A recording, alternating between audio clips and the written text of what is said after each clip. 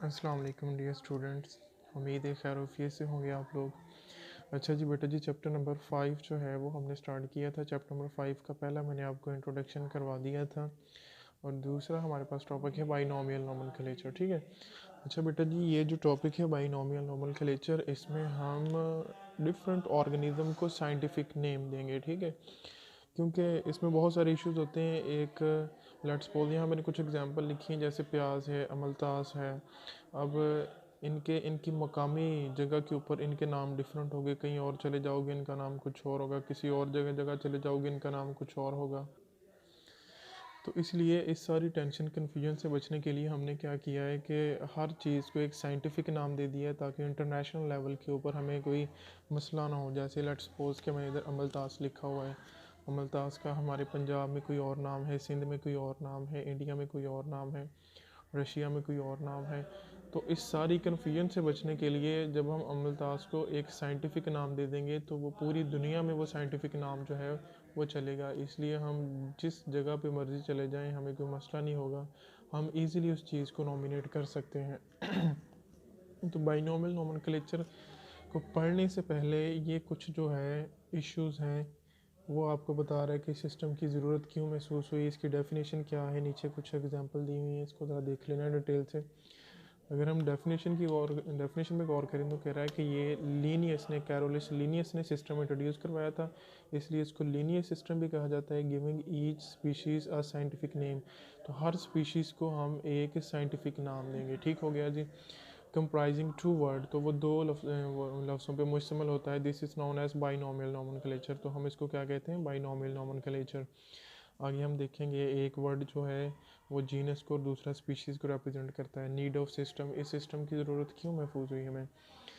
From earliest time, पुराने वक्तों में animal and plant were given common name by people, तो पुराने वक्तों में जो लोग थे वो डिफरेंट चीज़ों को वो अपने कॉमन नाम से मासूम करते थे, पुकारते थे। अब जैसे यहाँ है ये मार्कर, मैं इसको कहता हूँ कि ये मार्कर है, ये पेन है, या जो भी कोई चीज़ है, तो डिफरेंट लोकेलिटी के ऊपर डिफरेंट चीज़ों के नाम भी डिफरेंट ही होते थे। और फिर कह रहा है कि since no system was used, और उस ज़माने में पुराने वक्तों में कोई सिस्टम यूज़ नहीं किया जाता था। इन चूजिंग दीज नेम्स, कह रहा है कि कोई सिस्टम नहीं था उस ज़माने में भी। प्रॉब्लम विद कॉमन नेम, तो कॉमन जो नाम थे उनमें कुछ इश्यूज चल रहे थे। कॉमन नाम के क्या इश्यूज थे, जैसे कह रहा है कि same species with different name. अब स्पीशी कोई एक ही होती थी लेकिन उनके नाम डिफरेंट होते थे। अब जैसे कि मैंने दो एग्जांपल दिए हैं इधर, जैसे कि प्याज लिखा हुआ है आपके सामने। अच्छा जी, जिस तरह प्याज है तो प्याज के डिफरेंट नाम हैं, जैसे कि इंग्लिश में इसको अनियन कहते हैं, और इसी तरह अरबी में इसको वासल कहते हैं, सिंधी में इसको बासल कहते हैं, पंजाबी में इसको गंडा कहते हैं। May be other set of name in different regions. ठीक है। अब देखो है तो प्याज ही ना, एक कॉमन सा वर्ड। अब इसके देखो कितने नाम हैं, तो अनियन इंग्लिश सोसाइटी में, वासल अरबिक में, वासल सिंधी में, गंडा पंजाबी में। तो डिफरेंट लोकेलिटी के ऊपर इसको डिफरेंट नाम से पुकारा जाता है। तो अब देखो कि अगर हम इसको एक साइंटिफिक नेम दे देंगे तो वो पूरी दुनिया पे वही राइज होगा, हमें इससे मसला नहीं होगा कोई भी। और इसके बाद दूसरी एग्जांपल अमलतास की दे रहा है। अमलतास जो है ये एक फ्लावरिंग प्लांट से, जैसे कह रहा है कि अर्गवड, गुरमाला, पुर्जिंकोसिया, golden shower are different name for the same flowering plants. अब इसी पौधे के ये डिफरेंट नाम हैं। ठीक है। तो ये तो इशू है कि यानी एक ही स्पीशीज़ के डिफरेंट नाम हैं, तो ये ज़रा मुश्किल हो जाता है। अब कह रहा है कि different species for same name. अब ऐसा होता है कि स्पीशीज़ डिफरेंट होती हैं लेकिन नाम उनका सेम होता है। लेकिन यहाँ क्या मसला था कि स्पीशीज़ जो थी वो सेम थी लेकिन नाम डिफरेंट था। अब ये इसके बिल्कुल उलट है। इसमें क्या है कि in some cases same name for different plant and animals. अब कोई एक नेम ही डिफरेंट प्लांट्स एंड एनिमल्स के लिए यूज़ किया जाता था।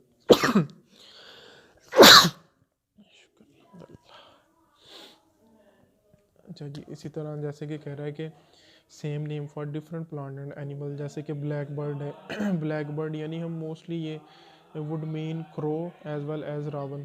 अब क्रो जो है यानी हम कहते हैं कि ये कौवा है, हम इसके लिए यूज़ करते हैं। अब जो रावन है वो भी काले कलर का परिंदा है, हम उसको भी ब्लैक बर्ड ही कह देते हैं। हालांकि ब्लैक बर्ड जो है हम क्रो के लिए यूज़ करते हैं, तो रावन को भी हम इसी तरह ब्लैक बर्ड कह देते हैं क्योंकि दोनों का रंग काला है। क्रो एक अलग स्पीशी है, रावन एक अलग स्पीशीज़ है, लिहाजा ये टोटली हम उसको ब्लैक बर्ड में ही ले आते हैं। इसी तरह जैसे कि ब्लू बेल है, ये हमारे पास एक स्पेशल किस्म का प्लांट है जिसके ऊपर बेल कलर के जो हैं वो फूल लगते हैं।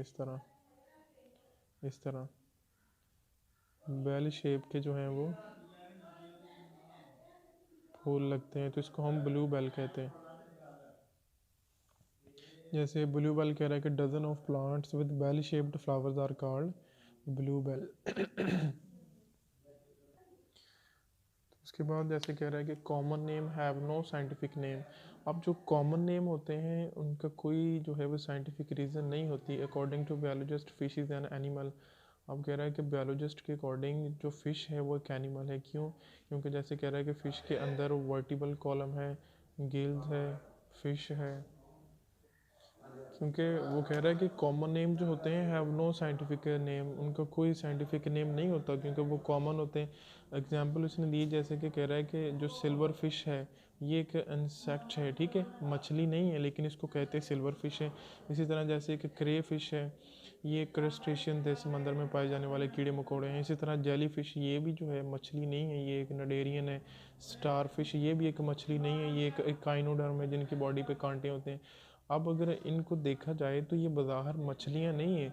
हम सिर्फ इनको, क्योंकि ये पानी में रहती हैं, हम इनको फ़िश का नाम दे देते हैं, क्योंकि पुराने वक्तों में जो चीज़ पानी में रहती थी हम कहते थे कि ये फ़िश है, फ़िश क्लास से बिलोंग करती है। लेकिन कोई भी साइंटिफिक रीज़न नहीं है इनके पीछे। इन सब के बारे में कह रहा है कि do not fit in the definition of fish, क्योंकि ये डेफिनेशन की फ़िश की डेफिनेशन में नहीं आती। अकॉर्डिंग टू बायोलॉजिस्ट जो फ़िश की डेफिनेशन है वो क्या है? कह रहा है कि fish is an animal. Fish वो एनिमल है विद वर्टिबल कॉलम, जिसके पास वर्टिबल कॉलम है, जिसके पास गिल्ड है और जिसके पास फिन्स हैं। लेकिन इन सब के पास जो है silverfish, crayfish, jellyfish, starfish, ये सारे जो हैं ये फ़िश की डेफिनेशन में प्रॉपर नहीं आते।